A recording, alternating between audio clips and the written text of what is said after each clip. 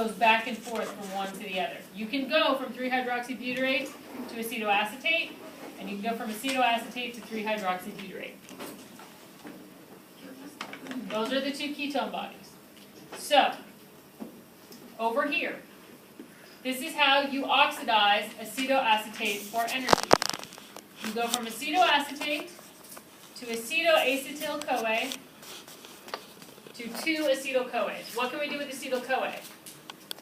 Put it into Yes, the we can run Krebs the Krebs cycle. cycle.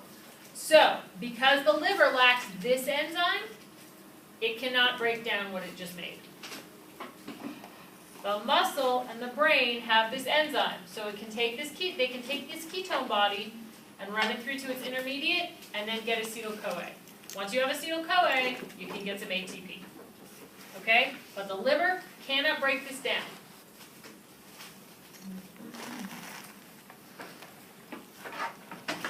So, 3-hydroxybutyrate, as I mentioned, they go back and forth, right?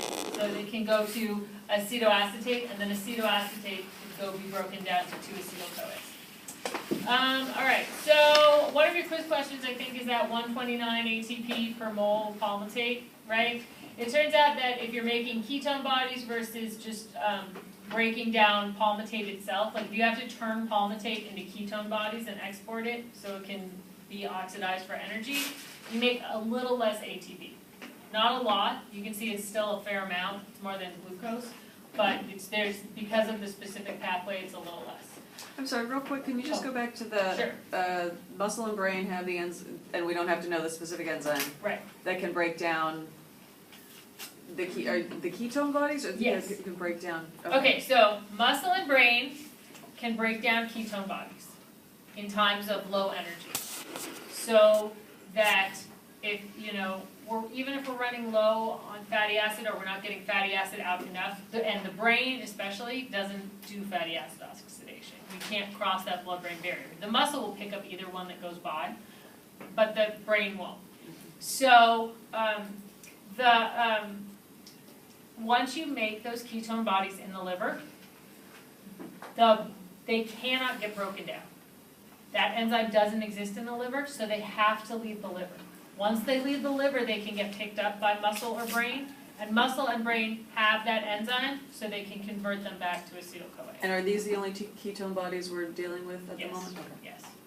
So, question? Last lecture, I remember we said that because fatty acid has more carbons, we have a possibility of yielding more ATP out of it, right? That's right. While right now we're saying that when palmitate goes into ketone body pathway, it will yield lower? Okay, so the specific reason, so it still makes way more. It makes 125 versus 129. Okay. The only reason is because we had to take a couple carbons and use them for something else. Okay. It just, in the pathway, you lose a couple in the process, that's why.